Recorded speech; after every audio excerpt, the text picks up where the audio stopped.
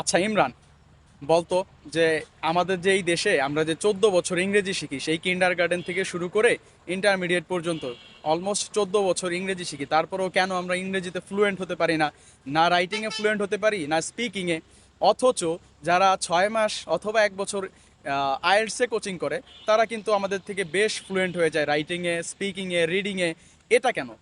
তারা 6 মাসে যদি পারে, আমরা 14 বছরে কেন পারি না? অথচ ইংলিশ আমাদের মাতৃভাষার পরে সেকেন্ড ল্যাঙ্গুয়েজ হিসেবে কাজ করে। তোর কি মতামত অ্যাজ এ ভার্সিটির স্টুডেন্ট হিসেবে? আমার মতামত হলো ইংলিশ একটা আমাদের দ্বিতীয় ভাষা হিসেবে কাজ করতেছে বর্তমান, যেহেতু আমরা বাঙালি। তবুও বাংলা ভাষা যেভাবে আমরা ছোটবেলা থেকে প্র্যাকটিস করে আসছি, যেমন মাকে ছোটবেলায় বলছি মা ভাত দাও, আমরা কখনো বলি নি মা, আমি ইংলিশে বলি নি, বলা হয়নি যে মা তুমি আমাকে ভাত দাও, আমি ভাত খাবো, এরকম কিছু বলা হয়নি, প্র্যাকটিসের অভাব সম্ভব।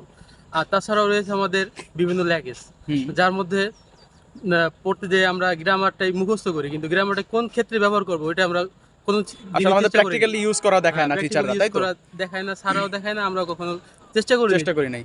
আর যখন আইএলটিএস কোচিং এ যাই হুম। তখন দেখি তারা এই গ্রামার গুলো প্র্যাকটিক্যালি কিভাবে ব্যবহার করা হবে সেগুলো শিখায়। হুম। তারপরে ফ্লুয়েন্টলি কিভাবে একজন সাথে আর একজন কনভারসেশন করবে হ্যাঁ। সেগুলো খুব গুরুত্ব সহকারে শেখানো হয়। সো তোর মতামত হচ্ছে যে আমাদের আসলে কনভারসেশনের দিকে মনোযোগী হওয়া উচিত, আর কনভারসেশনের মধ্যে স্পিকিং এর দিকে মনোযোগী হ্যাঁ, হওয়া উচিত ক্লাসেই, তাই তো?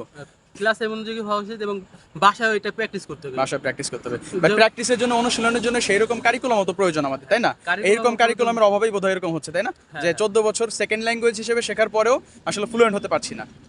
আচ্ছা আচ্ছা।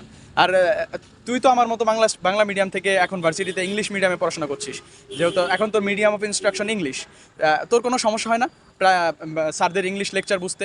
যে এখন তুই তো ল ডিপার্টমেন্টে হ্যাঁ। আছিস অ্যাজ এ ভার্সিটি স্টুডেন্ট, তাই না? প্রথমত আমি যখন ভার্সিটি গেছি, হ্যাঁ হ্যাঁ। স্যারদের কথা শুনে আমি মনে হয় আকাশ থেকে পড়লাম। আচ্ছা।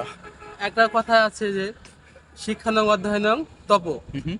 মানে শিক্ষা অর্জন করতে হলে তোমাকে অধ্যয়ন করতেই হবে। যেহেতু আমরা এটা বাংলায় প্র্যাকটিস করি, এটা ইংলিশে প্র্যাকটিস করা হয় না, আহ, যার কারণে